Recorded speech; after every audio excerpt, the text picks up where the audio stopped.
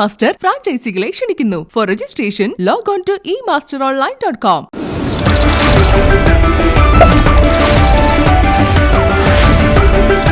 Hello നമസ്കാരം flower. Okay Rajees, അപ്പൊ നമ്മുടെ പറമ്പൊക്കെ സെറ്റപ്പ് ആയിക്കൊണ്ടിരിക്കുന്നുണ്ട്. അപ്പൊ ഇന്ന് ആ ഏരിയയൊക്കെ ആയിരിക്കും അല്ലേ? അപ്പൊ പണികൾ തുടങ്ങാം. എന്തായാലും നമുക്ക് ഞാൻ വാക്ക് പറഞ്ഞ പോലെ പാട്ട് കേൾപ്പിച്ചുകൊണ്ട് നമ്മൾ പണി തുടങ്ങും. ഓക്കെ, റെഡി അല്ലേ? അപ്പൊ നമ്മളെല്ലാവരും പാട്ടുകൾ കേട്ടോണ്ട് ഇന്നത്തെ പണികൾ തുടങ്ങാൻ പോവാണ്. അപ്പോ വെൽക്കം ടു ഹലോ നമസ്കാരം ഫ്ലവേഴ്സ്. തുടങ്ങാം. റെഡി അല്ലേ? റെഡി. ഹലോ, ഹായ്, നമസ്കാരം.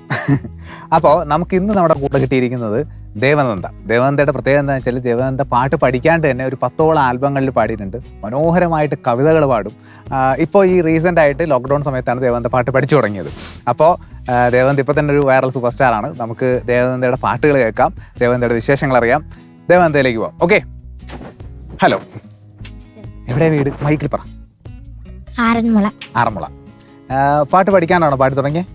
അച്ഛനല്ലേ പാട്ട് പഠിപ്പിക്കുന്നത്. പാട്ടുകൾ അച്ഛൻ പഠിപ്പിച്ചു തരും. അച്ഛനാണോ കണ്ടെത്തിയത് മോള് പാടുമെന്നുള്ളത്? അങ്ങനല്ല, അച്ഛന് എല്ലാ പാട്ടും പഠിപ്പിക്കും. എല്ലാ പാട്ടും അച്ഛൻ പഠിപ്പിച്ചു തരും. ഓക്കെ. അപ്പൊ ആദ്യം പഠിപ്പിച്ച പാട്ട് ഏതാ? ആദ്യം പഠിപ്പിച്ച പാട്ട് പൊത്തിവെച്ച മല്ലികമുട്ട എന്നുള്ള പാട്ട്. ഇപ്പൊ മോളിപ്പോ ആദ്യമായിട്ട് നമുക്ക് വേണ്ടി പാടാൻ പോണ പാട്ട് ഏതാ?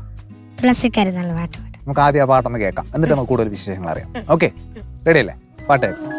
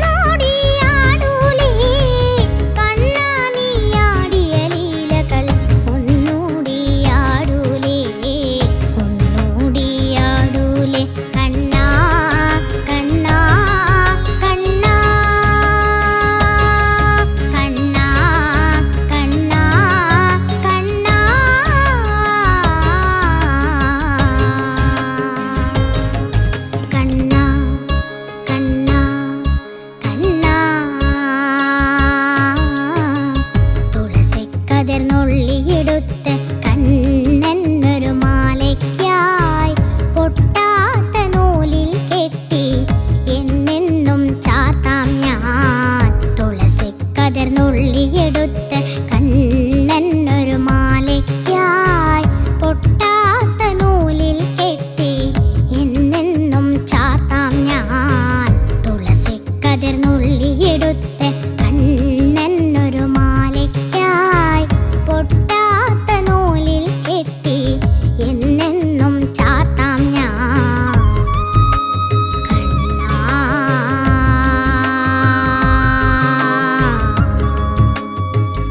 കണ്ണാ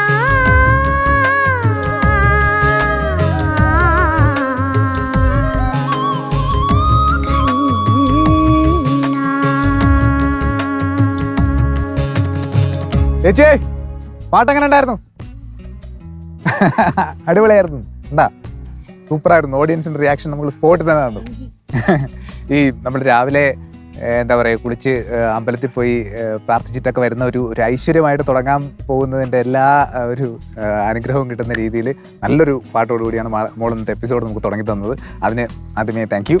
പിന്നെ നേരത്തെ പറഞ്ഞില്ലേ ഈ പറഞ്ഞ പോലെ അച്ഛനാണ് പാട്ടുകൾ പഠിപ്പിച്ചു തന്നെന്നുള്ളത്. ഉദ്ദേശം എത്രത്തോളം പാട്ടുകൾ അച്ഛൻ പറഞ്ഞു തന്നിട്ടുണ്ട്? കുറേ പാട്ട് പാടി. കുറേ പാട്ട് പാടും. എങ്ങനെ പാട്ട് മാള് പഠിക്കുന്നത്? അച്ഛൻ്റെ കൂടെ ഇരുന്ന് പഠിക്കും. അച്ഛൻ പാടിത്തരും, അത് കേട്ട് പഠിക്കും. അത് കേട്ട് പഠിക്കും. അല്ലാണ്ട് എഴുതി പഠിക്കുകയൊന്നുമല്ല. അങ്ങനല്ല, വരി ഒന്ന് കാണാതെ പഠിച്ചിട്ട് എന്നിട്ട് ഒന്ന് എഴുതി പഠിക്കും. പിന്നെ അത് അച്ഛന് ട്യൂൺ ചെയ്ത് പഠിപ്പിച്ചു തരും. അച്ഛൻ പാടി പാടി പഠിപ്പിച്ചു തരും. എത്ര തവണ കേൾക്കേണ്ടി വരും ഒരു പാട്ട് പഠിക്കാനൊക്കെ ആയിട്ട്? ഒരു 100 തവണ കേൾക്കും. 100 തവണ കേൾക്കും. ആ ഡെഡിക്കേഷൻ എന്താണെന്നറിയോ? നമ്മൾ പാട്ട് പഠിക്കാനാണ് മോള് പാട്ട് പാടുന്നത്. ഓരോ പാട്ടും പഠിച്ചെടുക്കുന്നതിന് ഒരു 100 തവണയൊക്കെ കേട്ട് പഠിക്കുമെന്നാണ് പറയണത്. അപ്പോൾ ആ ഒരു പാഷൻ ഡെഡിക്കേഷൻ എന്ന് പറയുന്നത് ശരിക്കും പറഞ്ഞാൽ നമ്മൾ പാട്ട് പഠിക്കുക എന്ന് പറയുന്നത് കേട്ട് പഠിക്കുന്നതും അല്ലെങ്കിൽ ഒരു മാസ്റ്റർ അടുത്ത് പോയി പഠിക്കുന്നതും ഒക്കെ ഈ പറഞ്ഞ പോലെ സെക്കൻഡറി ആണ്. അതിലേക്കുള്ളൊരു ഇൻട്രസ്റ്റ് ആണ് പ്രധാനമായിട്ടുള്ളത്. അത് എന്തായാലും ദേവനന്ദയ്ക്ക് ആവശ്യത്തിലധികം ഉണ്ട്. ഇപ്പോൾ ഒരു നമ്മൾ കേട്ടതൊരു കണ്ണൻ്റെ പാട്ടാണ്. അടുത്ത പാട്ട് ഏതാ പാടാൻ പോകണം? പോവുമോ ഓർക്കോല. പാട്ട് പാടി മഴ പെയ്ക്കുമോ? എന്തായാലും കേൾക്കാം മോളുടെ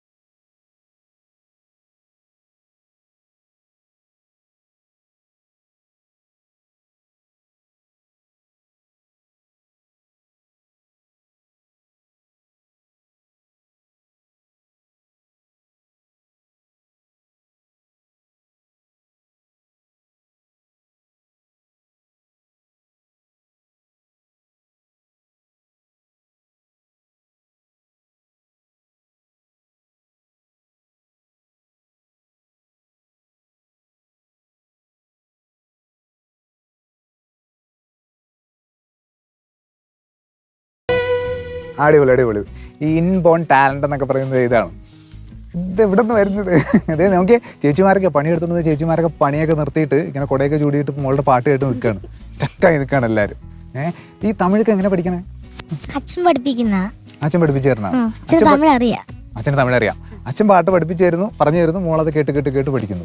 എല്ലാ തവണ അച്ഛൻ പാടി തരുമോ അത് പാടി റെക്കോർഡ് ചെയ്തിട്ട് തരുവാണ്? അച്ഛൻ പഠിപ്പിക്കും, ഇരുത്തി പഠിപ്പിക്കും. അച്ഛനാണ് യഥാർത്ഥ ഗുരു. അച്ഛൻ ഇരുത്തി പഠിപ്പിക്കുക എന്നുള്ള. ശരി ശരി. ഈ ആംബിയൻസ് എങ്ങനെയുണ്ട്? ഈ കുടയൊക്കെ പിടിച്ചിട്ട് ഇങ്ങനെ പാട്ടൊക്കെ പാടുന്ന പരിപാടി എങ്ങനെയുണ്ട്? നല്ല രസമുണ്ടല്ലേ? ഓക്കെ. അപ്പോൾ എന്തോ കവിത എന്തൊക്കെ പാടുമെന്ന് പറഞ്ഞു? പാടും. അതും അച്ഛൻ തന്നെ പഠിപ്പിച്ചതാണ്. കവിത ഏതെങ്കിലും ഇവിടെ പാടുന്നുണ്ടോ ഇപ്പൊ? അല്ല, ഇപ്പൊ പാടുന്നുണ്ട്. ഓക്കെ. ഏത് കവിത പാടണേ? അക്ഷരമധുരം എന്ന കവിത. അക്ഷരമധുരം എന്ന് അത് രതീഷ് എന്ന് പറഞ്ഞൊരു സാറാ എഴുതിയത്. അപ്പോൾ ഭക്തിഗാനം കേട്ടു, ഒരു തമിഴ് പാട്ട് കേട്ടു. ഇനി നമുക്കൊരു ട്രാക്ക് ഒന്ന് മാറ്റി പിടിക്കാം, ഒരു കവിത കേട്ടു നോക്കാം. അക്ഷരമധുരം നുണഞ്ഞിടേണം, അജ്ഞതനം മളകറ്റീടേണം, പുസ്തക വായന ശീലിക്കേണം, കുഞ്ഞി കഥകൾ വായിക്കേണം. അക്ഷരമധുരം നുണഞ്ഞിടേണം, അജ്ഞതനം മളകറ്റീടേണം, പുസ്തക വായന ശീലിക്കേണം, കുഞ്ഞി കഥകൾ വായിക്കേണം. കുട്ടി കവിതകൾ ചൊല്ലിടേണം, അക്ഷരദീപം തെളിയിക്കേണം, അറിവിൻ നിറവായി മാറിയിടേണം. അമ്മ മലയാളം പഠിച്ചിടേണം, നന്മ മലയാളം അറിഞ്ഞിടേണം. അമ്മ മലയാളം പഠിച്ചിടേണം, നന്മ മലയാളം അറിഞ്ഞിടേണം. അക്ഷരമധുരം നുണഞ്ഞിടേണം, അജ്ഞത നമ്മളകറ്റീടേണം, അജ്ഞത നമ്മളകറ്റീടേണം, അജ്ഞത നമ്മളകറ്റീടേണം. മൂടങ്ങ് മാറിപ്പോയി. അടിപൊളി. ഇപ്പം നമുക്ക് പ്രത്യേകത എന്താണെന്ന് വെച്ചാൽ 3 പാട്ടും അല്ലെങ്കിൽ 2 പാട്ട് ഈ കവിതയും 3 രീതിയിലുള്ളതാണ്. അത് വളരെ എന്താണ് പറയണേ, ഒരുപാട് വർഷത്തെ എക്സ്പീരിയൻസ് ഉള്ള സിംഗേഴ്സൊക്കെ പാടുന്ന പോലെ വളരെ ഈസി ആയിട്ടാണ് പാടുന്നത്. അടിപൊളി. Hats off. നേരത്തെ പറഞ്ഞില്ലേ, ശരിക്കും ഈ ഓൾറെഡി ഉള്ള പാട്ടുകൾ അച്ഛൻ പറഞ്ഞു തരുന്നു, അല്ലെങ്കിൽ അച്ഛൻ പാടി തരുന്നത് കേട്ട് പഠിക്കുക എന്ന് പറയുന്നത് നമ്മളെല്ലാവരും ഈ പറഞ്ഞ പോലെ എളുപ്പം ചെയ്യുന്ന ഒരു പരിപാടി ആയിട്ട് തോന്നിയിട്ടുള്ള സംഭവമാണ്. ഒരുപാട് തവണ കേൾക്കുമ്പോൾ പഠിക്കാൻ പറ്റും. ഇപ്പം 10ഓളം ആൽബങ്ങളിൽ പാടിയെന്ന് പറഞ്ഞു അല്ലേ? അത് എന്തൊക്കെ പറഞ്ഞാലും പുതിയൊരു പാട്ടാണ് അല്ലേ? പുതിയ വരികൾ എഴുതി കൊണ്ടുവരുന്നു, മ്യൂസിക് ഡയറക്ടർ ഒരു മ്യൂസിക്കോട് ചേർത്തിട്ട് പറഞ്ഞു തരുന്നു. അത് നമുക്ക് കേട്ട് പഠിക്കാൻ വേറെ ഓപ്ഷൻസ് ഇല്ല. ഇപ്പോൾ സിംഗേഴ്സ് പാടി അങ്ങനെ വെച്ചിട്ടൊന്നുമില്ലല്ലോ, സിനിമകളിലെ പോലെ അങ്ങനെ പാട്ടുകൾ വെച്ചിട്ടില്ല. പുതിയൊരു പാട്ട് നമ്മൾ പാടുകയാണ്. അപ്പോൾ അതെങ്ങനെയായിരുന്നു ആ പരിപാടി? അത് പോലെ പറഞ്ഞു തരുമായിരുന്നു? അതോ മ്യൂസിക് ആള് പറഞ്ഞു സാറ് പറഞ്ഞു തരും, അത് പാടി അയക്കും, എന്നിട്ട് അത് അച്ഛൻ പഠിപ്പിക്കും. ഓക്കെ. സാധാരണ ഈ പറഞ്ഞ നോട്ട്സ് ഒക്കെ വെച്ചിട്ടാണ് സിംഗേഴ്സ് പാടുന്നത്. പഠിക്കാണ്ട് നമ്മൾ പാടുമ്പോൾ അത് ഓരോ സംഭവം ചിലപ്പോ സ്റ്റുഡിയോ പോയിട്ടിരുന്ന് പഠിക്കും, പോയിരുന്നിട്ട് ഇത് കേട്ട് കേട്ട് കേട്ട് പഠിക്കും. അടിപൊളി അടിപൊളി. അതിലേറ്റവും ഇഷ്ടപ്പെട്ട ഏതെങ്കിലും പാട്ട് ഏതെങ്കിലും പാടാനുണ്ടോ? ഒരു ഓണപ്പാട്ടാണ്, തുമ്പപ്പൂവിൽ മുത്തം വെക്കണം എന്ന് പറഞ്ഞിട്ട് പാട്ട്. ശരിക്കും നമ്മുടെ ഓണം കഴിഞ്ഞെങ്കിലും നമുക്ക് ആ ഒരു ഓണത്തിന്റെ തുമ്പികളൊക്കെ ഇവിടെ തന്നെ നിൽപ്പുണ്ട്. അപ്പോൾ ഓണത്തുമ്പി എന്നുള്ള പാട്ട് നമുക്കൊന്ന് കേൾക്കാം.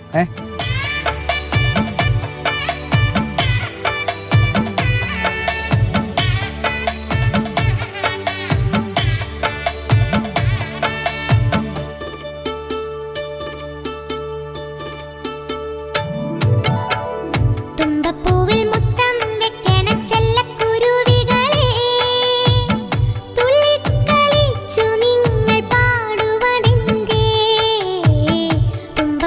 മുത്തം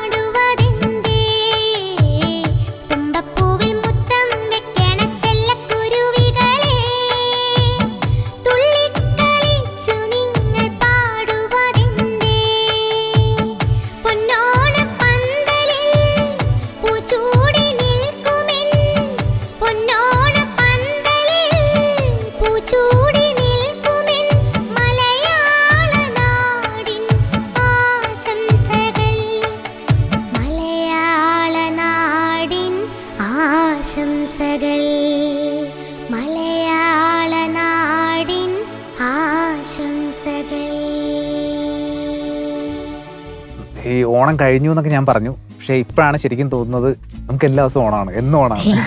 ഈ പാട്ട് കയറി കേട്ടോണ്ടിരിക്കുകയാണെങ്കിൽ എപ്പോഴും ഓണമാണ് അല്ലേ? ഒപ്പാരായിട്ടോ, ഒപ്പാര ഫീലുണ്ട്. ഓക്കെ, ഈ ഫീലൊക്കെ ആരാ പഠിപ്പിച്ചു തരണേ? അത് അച്ഛനാണ് പഠിപ്പിച്ചത്. ഈ വലിയ കുഞ്ഞു കലാകാരിയുടെ പിന്നില് ഓൾ ക്രെഡിറ്റ് ഗോസ് ടു അച്ഛൻ. അച്ഛന്റെ പേരെന്താ? രാജീവ്. രാജീവ്. അച്ഛൻ എന്താ ചെയ്യണേ? Car wash. ഓക്കെ. വീട്ടിലാരൊക്കെ ഉണ്ട് വേറെ? അച്ഛനുണ്ട്, അമ്മയുണ്ട്, അനിയത്തിയുണ്ട്. ഓ, അനിയത്തി പാടോ? അനിയത്തിയും പാടും. ആണോ?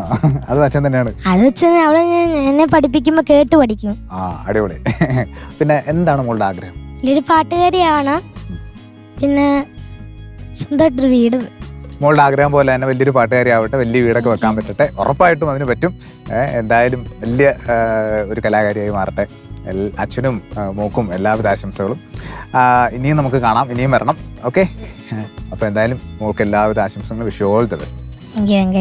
ഓക്കെ.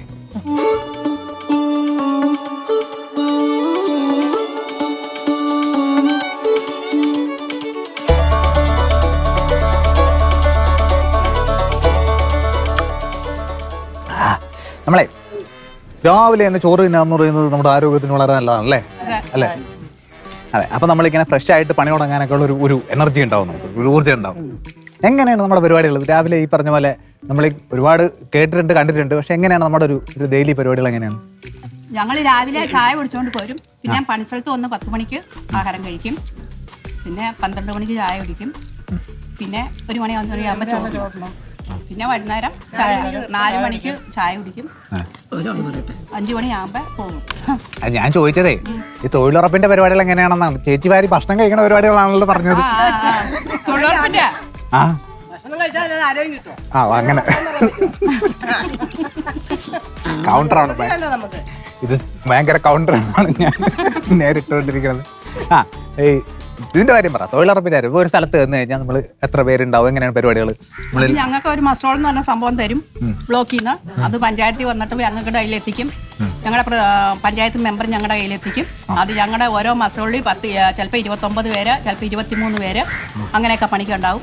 അതനുസരിച്ച് ഞങ്ങൾ പണിയും. ഞങ്ങൾക്ക് 291 രൂപയാണ് കൂലി കിട്ടുന്നത്. ഇത് എല്ലാവർക്കും ഇഷ്ടമാണ് ഈ പരിപാടി? എങ്ങനെയുണ്ട്? നിങ്ങൾ എൻജോയ് ചെയ്യുന്നുണ്ടോ? പിന്നെ ഞങ്ങൾ എൻജോയ് ചെയ്യുന്നുണ്ട്. കഥയൊക്കെ പറഞ്ഞു.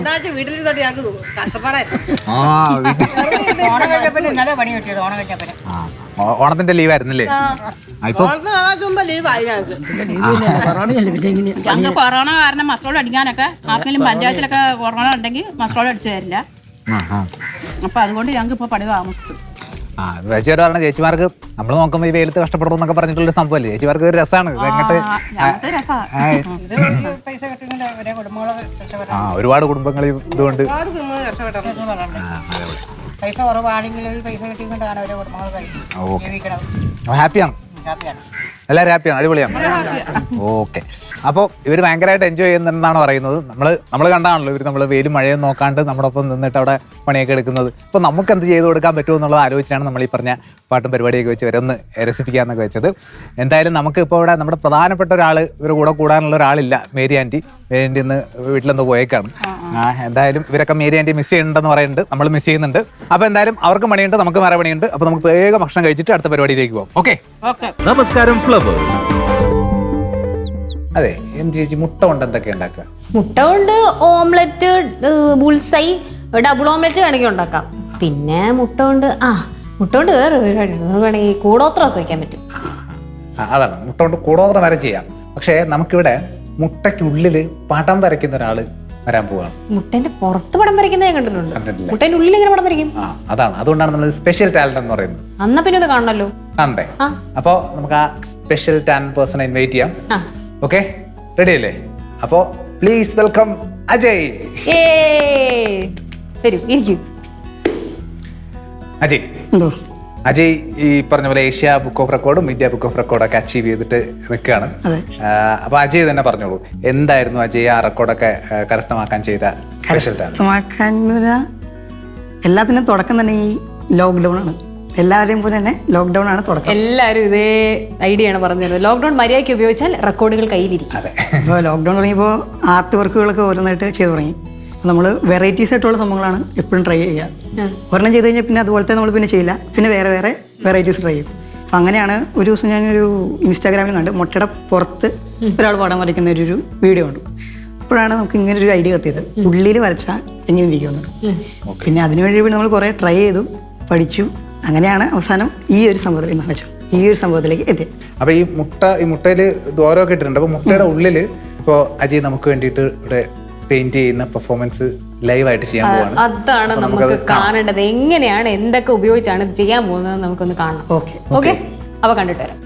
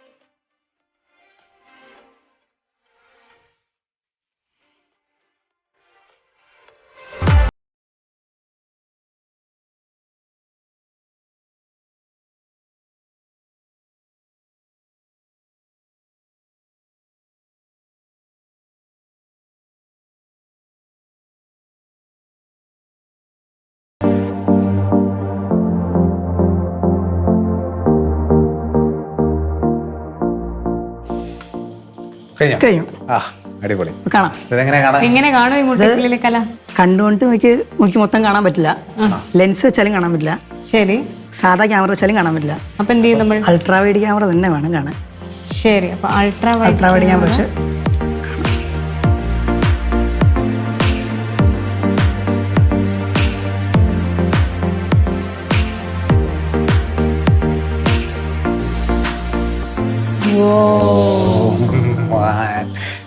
ഇതാണ്. ദൈവമേ, അയ്യോ,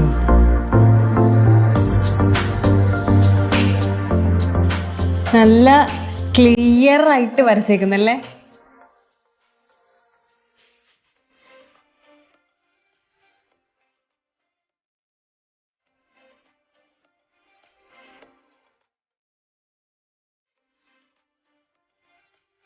ഇതൊരു ഭയങ്കര അതിശയം തന്നെ കേട്ടോ. ഒന്ന്, ഇത് കേർവ്ഡ് ആയിട്ടുള്ള ഒരു സർഫസ് ആണ്. അതിന്റെ പുറമേ തന്നെ വരയ്ക്കണമെങ്കിൽ വൻപാടാ. പണ്ട് കുഞ്ഞിലെ ട്രൈ ഒക്കെ ചെയ്തിട്ട് വേണ്ടാത്തോടെ നിർത്തി. കാരണം ഇത് ഭയങ്കര സൂക്ഷിച്ച് ഉപയോഗിച്ചില്ലെങ്കിൽ പൊട്ടിയും മുട്ടയല്ലേ. ഒരു വർക്ക് ചെയ്യണമെങ്കിൽ മിനിമം ഒരു 6 മുട്ടയെങ്കിലും അകത്താകണം. വേണം അല്ലേ. ശരിക്കും ഈ പടം വരച്ചുകൊണ്ടിരുന്ന സമയത്തെ ശ്വാസം വിടാനും ചുമക്കാനൊക്കെ പോലും പേടിയായിരുന്നു, പൊട്ടി പോകാൻ. ശരിയാ. ശരിക്കും ഇപ്പം ഒരു വർക്ക് ചെയ്യണമെങ്കിൽ 5-6 മുട്ട വേണം. ഈ വരച്ച് തീരാനൊക്കെ ആവുമ്പോൾ പൊട്ടിപ്പോയി കഴിഞ്ഞാൽ എന്ത് ചെയ്യും? നെഗറ്റീവ് പറയണമെന്ന് വിചാരിക്കില്ല, പക്ഷെ എന്നാൽ അറിയാനുള്ള ആവശ്യമായിട്ട് ചോദിച്ചാ. ക്ഷമ വേണം, സമയം എടുക്കും. ആണല്ലേ. വീട്ടില് കോഴിയുണ്ടോ? ഇല്ല, ഇതുവരെ ഇല്ല. എല്ലാം കടയിൽ നിന്ന് മേടിക്കണല്ലേ. അതെ, അച്ഛനോട് കോഴികൾ വാങ്ങാൻ പറയും. ഇതിനു വേണ്ടി തന്നെ ഒരു 10-30 മുട്ട മേടിച്ചു കഴിഞ്ഞു. എന്റെ പൊന്നെ. മുട്ടയുടെ പ്രിപ്പറേഷൻ എന്തെങ്കിലും പ്രത്യേകത ഉണ്ടോ? മുട്ടയുടെ പ്രിപ്പറേഷൻ വെച്ചാൽ നമ്മൾ ആദ്യം തന്നെ അടിയിലൊരു ഹോൾ ഉണ്ടാക്കിയാണ് ചെയ്യണത്. ഹോൾ ഉണ്ടാക്കി കഴിഞ്ഞിട്ട് അതിലൂടെ എല്ലാം നമ്മൾ ക്ലീൻ ചെയ്യും. ക്ലീൻ ചെയ്ത് കഴിഞ്ഞ് തന്നെ ഒരു 2 ദിവസം ഉണക്കാൻ വെക്കും. അതിനുശേഷം ഭയങ്കര തിന്നായതുകൊണ്ട് തന്നെ പൊട്ടാൻ സാധ്യതയുണ്ട്. അതുകൊണ്ട് നമ്മൾ ഗമ്മ് വെച്ചിട്ടൊരു ലെയർ കൊടുത്തിട്ട് പിന്നെ ഡ്രൈക്ക് വെക്കും. അങ്ങനെ ടോട്ടൽ വർക്ക് തുടങ്ങുന്നതിന് മുമ്പ് തന്നെ ഒരു 4 ദിവസത്തെ പരിപാടിയുണ്ട്. അപ്പോൾ ഒരു വർക്ക് ചെയ്യുന്നതിന് മുന്നേ ഒരു 8-10 മുട്ട റെഡിയാക്കി വെച്ചിട്ട് വേണം ഇരിക്കാൻ. പിന്നെ അതുപോലെ തന്നെ ഇത് പൊട്ടിക്കാൻ നേരത്തും വിള്ളലും പൊട്ടലും വരാൻ സാധ്യതയുണ്ട്. അതുപോലെ തന്നെ കറക്റ്റ് സെൻറ്ററിലായിട്ട് നമ്മളൊരു ചെറിയൊരു ഹോൾ കൊടുക്കും വരയ്ക്കാൻ വേണ്ടിയിട്ട്. അപ്പം നമ്മൾ ഒരു ഹോളിൽ കൂടെ നമ്മൾ വരയ്ക്കാൻ വേണ്ടി യൂസ് ചെയ്യുമ്പോൾ മറ്റേ ഹോളിൽ കൂടെ നമുക്ക് കാണാം. അങ്ങനെ 2 ഹോളും മാറ്റി യൂസ് ചെയ്ത് ആണ് വർക്ക് കംപ്ലീറ്റ് ചെയ്യണം. ഒരു 1.5 ടാലന്റ് തന്നെ. ആൻഡ് ഏറ്റവും ഇമ്പോർട്ടൻ്റ് ആയിട്ടുള്ള കാര്യം എന്താണെന്ന് വെച്ചാൽ വളരെ എളുപ്പത്തിൽ 2 റീഫില്ലുകൾ മാത്രം ഉപയോഗിച്ചാണ് ഇത് മൊത്തം വരച്ചത്. എന്റെ പൊന്നു, ഹാറ്റ്സ് ഓഫ്. ഈ ബ്രഷ് പെയിന്റ് ഒക്കെ ഉപയോഗിക്കാത്തത് ഒലിച്ചിറങ്ങും. അതെ, ഒലിച്ചിറങ്ങും. അപ്പോൾ നമുക്ക് ഇതിന്റെ ഉള്ളിലൊന്നും എറേസ് ചെയ്യാൻ പറ്റത്തില്ല. ഒരു പ്രാവശ്യം തെറ്റിപ്പോയി കഴിഞ്ഞാൽ പിന്നെ നമ്മളത് മാറ്റാൻ അടുത്തെടുത്ത് വരയ്ക്കുക മാത്രമേ ഉള്ളൂ.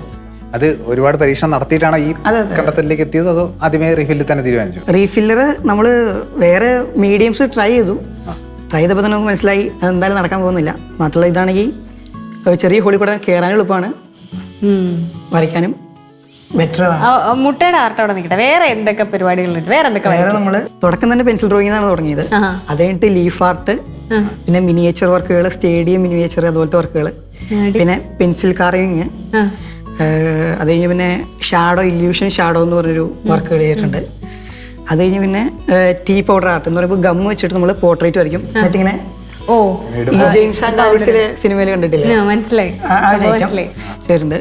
പിന്നെ ചെറുതായിട്ട് കാലൊക്കെ വെച്ച് ട്രൈ ചെയ്യുന്നുണ്ട്. അത് ശരി. എല്ലാം ഞാൻ എപ്പോഴും വെറൈറ്റി ട്രൈ ചെയ്യുന്ന ആളാണ്. തുടക്കത്തിൽ വെറുതെ ഹിന്റ് ഇട്ടായിരുന്നു. മൊത്തം വെറൈറ്റി മാത്രമേ ഉള്ളൂ ഇവിടെ. ഉള്ള വെറൈറ്റീസ് ആണ്. കുറച്ച് വെറൈറ്റീസ് നമുക്ക് വേണ്ടി കരുതിയിട്ടുണ്ട് ആള്. അതെ, നോക്കാം. നമുക്ക് ആദ്യം പെൻസിൽ ഡ്രോയിങ് കാണാം അല്ലേ? ഇതാണ് first pencil drawing. Pencil drawing എന്ന് പറയുമ്പോൾ നമ്മൾ വിചാരിക്കും ഇത് സാധാരണ ഇതുണ്ടല്ലോ ഫോട്ടോ റിയലിസ്റ്റിക് എന്ന് പറയുന്ന ഗണത്തിൽപ്പെടുന്ന സംഭവമാണ്. ഇത് ഫോട്ടോ ആണോ വരച്ചതാണോ നമുക്ക് കണ്ടുപിടിക്കാൻ പാടുള്ള പോലത്തെ. മൈ ഗോഡ് സൂര്യ, ഇതിൽ എനിക്ക് ഏറ്റവും ഇഷ്ടമായ ഫോട്ടോ ഇതാണ്, അനന്തഭദ്രത്തിലെ. അതിൽ നമ്മൾ എത്ര നോക്കിയിരുന്നാലും നമുക്ക് അതിൽ സ്ട്രോക്ക് പോലും മര്യാദയ്ക്ക് കണ്ടുപിടിക്കാൻ പറ്റത്തില്ല. അത്ര ക്ലീൻ ആയിട്ട് 30 hours എടുത്ത് ചെയ്ത വർക്കാണ്. 30 മണിക്കൂർ എടുത്തിട്ടാണ് വരച്ചത്. എൻ്റെ ഓ, ഭയങ്കര അടിപൊളി അടിപൊളി. ശരിക്കും ഇതാണ് ഭയങ്കര റിയൽ ടാലന്റ് എന്ന് പറയണം. രക്ഷയില്ല. ഇത് 40 മണിക്കൂറിന് മേളിലെടുത്ത് ചെയ്ത വർക്കാണ്. സൂപ്പർ.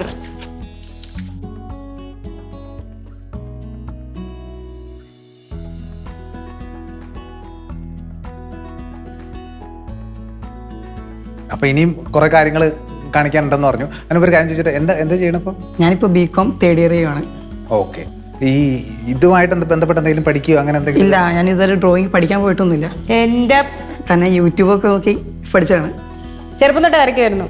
ചെറുപ്പം തൊട്ട് ചെറിയ രീതിയിൽ. ഞാൻ പഠിച്ചതൊക്കെ നവോദയ സ്കൂളിലായിരുന്നു. അപ്പോൾ അവിടെ വെച്ച് എല്ലാവർക്കും ആർട്ട് എന്ന് പറഞ്ഞൊരു പീരീഡ് തന്നെയുണ്ട്. അപ്പോൾ ബേസിക് ഇവിടുന്ന് കിട്ടി. ബാക്കിയുള്ളതൊക്കെ ഈ ലോക്ക്ഡൌൺ സമയത്തൊക്കെ യൂട്യൂബിലൊക്കെ തന്നെ നോക്കിയാണ് ഇവരുള്ളതൊക്കെ പഠിച്ചെടുത്തത് തന്നെ. ലോക്ക്ഡൌൺ എന്ന് പറഞ്ഞൊരു ഫോട്ടോ എടുത്ത് അത് ഭിത്തി വെച്ചിട്ട് ഒരു മാലയിട്ട് ഇങ്ങനെ പൂജിക്കണം.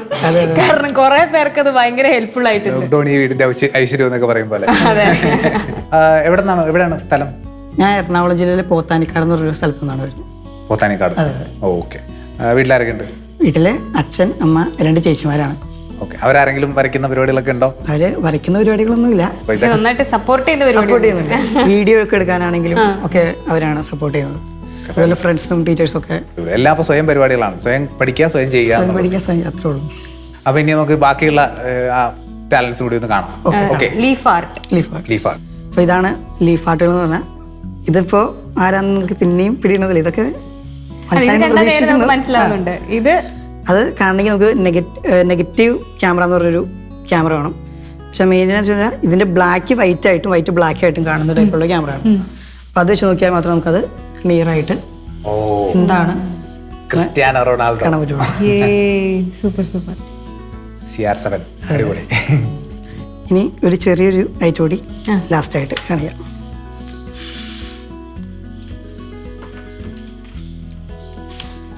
ഒരു പെൻസിൽ ഡ്രോയിങ് ആണ്. ഓക്കെ. ഇതും നെഗറ്റീവ് ആണ് വരച്ചേക്കുന്നത്. അതെ, നെഗറ്റീവ് ആണ്.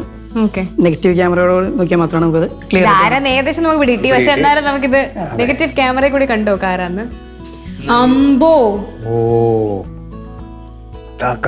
അത് ഇങ്ങനെ പിടിക്കുമ്പോഴാണ് അതിന്റെ ഡീറ്റെയിലിംഗ് ഭയങ്കരമായിട്ട് മനസ്സിലാവുന്നല്ലേ.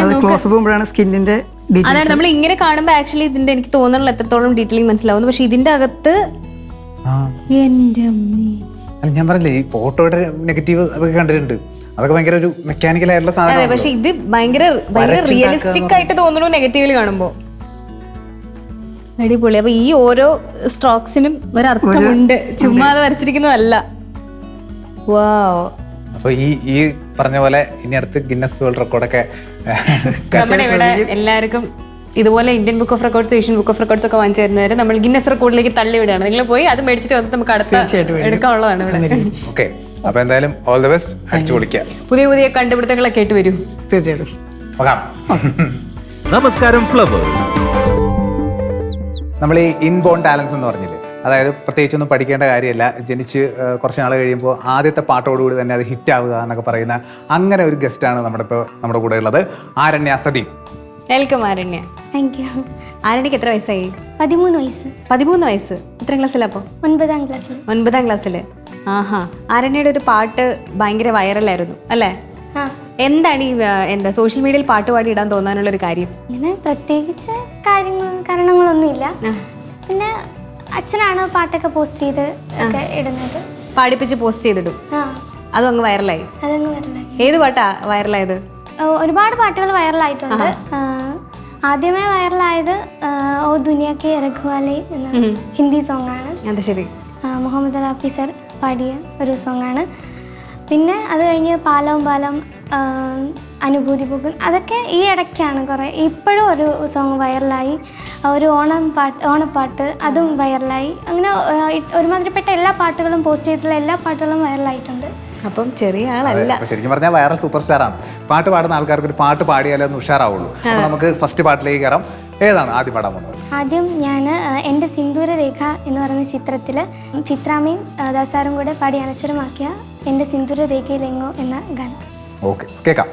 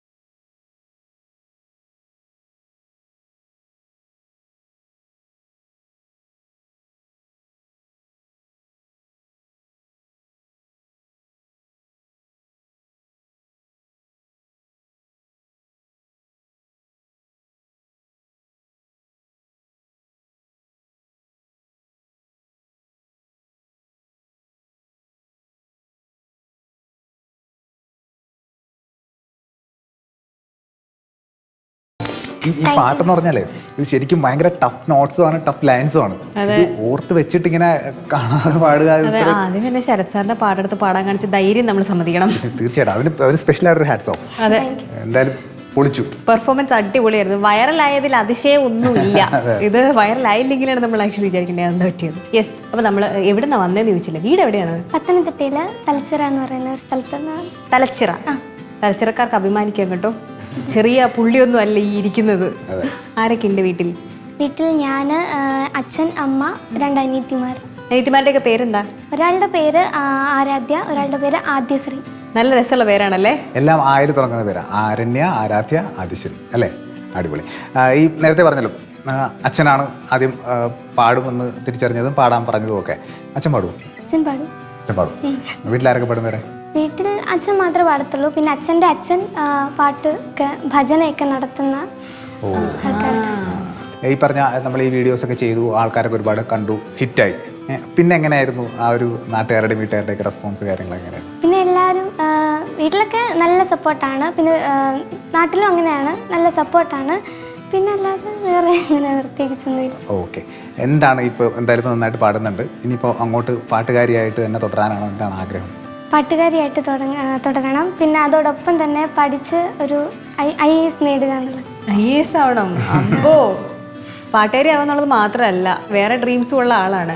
എന്തെങ്കിലും സിനിമ, സീരിയൽ അല്ലെങ്കിൽ എന്തെങ്കിലും വേറെ എന്തെങ്കിലും സംഭവത്തിൽ ആൽബം അങ്ങനെ എന്തെങ്കിലുമൊക്കെ പാടിയിട്ടുണ്ടോ? ആൽബങ്ങളിലൊക്കെ പാടാൻ പറ്റി. പിന്നെ ഈ ഇടയ്ക്ക് ഒരു ഷോർട്ട് ഫിലിമിൽ പാടി, അത് ഉടനെ റിലീസാകും. അപ്പോൾ ഒരു ഷോർട്ട് ഫിലിമിലെ പാട്ട് റിലീസ് ആവാൻ വേണ്ടിയിട്ട് വെയിറ്റ് ചെയ്തിരിക്കുകയാണ്. സിനിമ പാടണമെന്ന് ആഗ്രഹമില്ലേ? തീർച്ചയായിട്ടും. ഉടനെ തന്നെ സിനിമ പാടാൻ പറ്റട്ടെ കേട്ടോ. എന്തായാലും ഇനിയിപ്പോൾ സിനിമയിലും ഇപ്പം ആൽബത്തിലും ഒക്കെ പാടാനും പാട്ടുകളൊക്കെ ഹിറ്റ് ആവാനുള്ള ഭാഗ്യം ഉണ്ടാവട്ടെ. അടുത്ത പാട്ട് കേട്ടാലും? അടുത്ത പാട്ട് കേൾക്കാം. കേൾക്കാം. ഓക്കെ.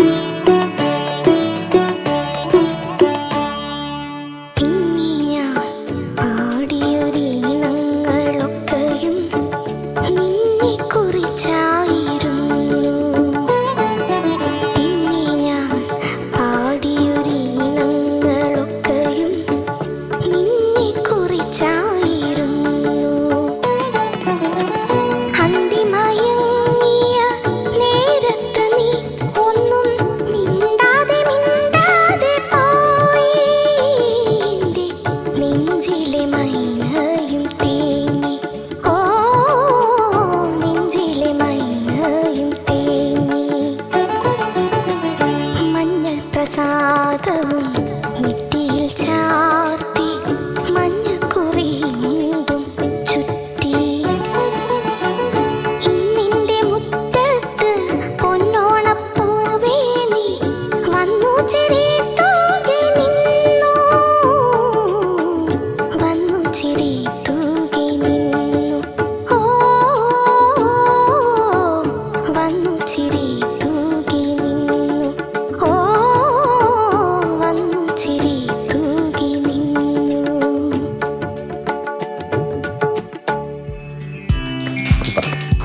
ഭയങ്കര നൊസ്റ്റാൾജിക്. ശരിയാ, കുറച്ച് പിറകിലേക്ക് പോയോ എന്നൊരു സംശയം. പക്ഷെ ഇത്രയും ടഫായിട്ടുള്ള പാട്ടൊക്കെ എടുത്ത് പാടുന്നത് നിറയെ സംഗതികളാണ്. ഓഹ്, നമ്മൾ പാട്ടുകാരല്ലാത്തോണ്ട് നമുക്ക് മനസ്സിലാവാത്തതാണ്. ശരിക്കും ഈ പറഞ്ഞ പോലെ പാട്ട് പഠിച്ചിട്ടില്ല എന്ന് പറഞ്ഞു. ഇപ്പോൾ പാട്ട് പഠിക്കാൻ തുടങ്ങിയോ? തുടങ്ങിയിട്ടുണ്ട്, ഒരു മാസമായി. ഒരു മാസമായിട്ട് പാട്ട് പഠിക്കുന്നുണ്ട്. അപ്പൊ ഒരു മാസത്തിന് മുന്നേ പാട്ട് പഠിച്ചിട്ടില്ല? ഇല്ല. എന്റെ ദൈവമേ, ഇത്രയും ഹിറ്റുകൾ ഉണ്ടാക്കിയതൊക്കെ പാട്ട് പഠിക്കാനാണ്. അപ്പൊ പാട്ട് പഠിച്ചു കഴിയുമ്പോ ഇത് ഏതോ ലെവലിലേക്കാണ് പോവാൻ പോകുന്നത്. അതെ. ഇപ്പോൾ ആരുടെ കീഴിലാണ് പഠിക്കുന്നത്? അപ്പം ഞാൻ പന്തളം ബാലൻ സാറിൻ്റെ കീഴിൽ. Okay, super. അപ്പോൾ ഈ സ്കൂൾ കലോത്സവങ്ങളിലൊക്കെ പാടി സമ്മാനമൊക്കെ കിട്ടിയിട്ടുണ്ട്? ഉണ്ട്. ലളിതഗാനം, കവിത, അങ്ങനെ പല മേഖലകളിലും കിട്ടിയിട്ടുണ്ട്. മാപ്പിളപ്പാട്ട്, അല്ലാതെ സംസ്കൃതം, കവിതാ പാരായണം, അങ്ങനെ ഒരുപാട് ഐറ്റംസിന് കിട്ടിയിട്ടുണ്ട്. ഫസ്റ്റ് സെക്കൻഡ് പ്രൈസുകൾ മിടുക്കി. അടിപൊളി. അപ്പോൾ ചെറിയ ആളല്ല, കലാപ്രതിഭയാണ്. അതെ. ഇപ്പൊ ഈ പറഞ്ഞാൽ ഇപ്പോഴത്തെ പിള്ളേർക്ക് സ്കൂളൊന്നും ഓപ്പൺ അല്ലാത്തതുകൊണ്ട് ഈ കലോത്സവങ്ങളൊക്കെ ഒത്തിരി മിസ് ചെയ്യുന്നുണ്ടാവും അല്ലേ? അതെ അതെ. സാരമില്ല, ഉടനെ തന്നെ എല്ലാം വീണ്ടും തിരിച്ചു വരട്ടെ. നമുക്ക് പഴയ പോലെ കലോത്സവത്തിലൊക്കെ പങ്കെടുക്കാൻ പറ്റട്ടെ എന്ന് പ്രാർത്ഥിക്കാം. ഓക്കെ, ആഗ്രഹം പോലെ തന്നെ വലിയ സിംഗർ ആവാൻ പറ്റട്ടെ കേട്ടോ. എല്ലാവിധ ആശംസകളും. Show all the best. Okay, അപ്പോൾ നമുക്ക് അടുത്ത പാട്ടോടുകൂടി. ഇല്ല, ഇത്രയും മലയാളം അല്ലേ പാടി? വേറെ ഏതെങ്കിലും വേറെ ലാംഗ്വേജിലൊക്കെ പാടാറുണ്ടോ? ഹിന്ദി പാടാം. ഹിന്ദി പാടാം. ഏത് പാട്ടാ പാടാൻ പോകുന്നേ? തെരെ ബിനാ സിന്ദഗി സെ കോയി. ഓക്കെ, നമുക്ക് പാട്ട് കേട്ട് നോക്കാം. പാട്ടോടെ നമുക്ക് വൈൻഡപ്പ് ചെയ്യാം അല്ലേ? ഓക്കെ, ശരി. ശരി.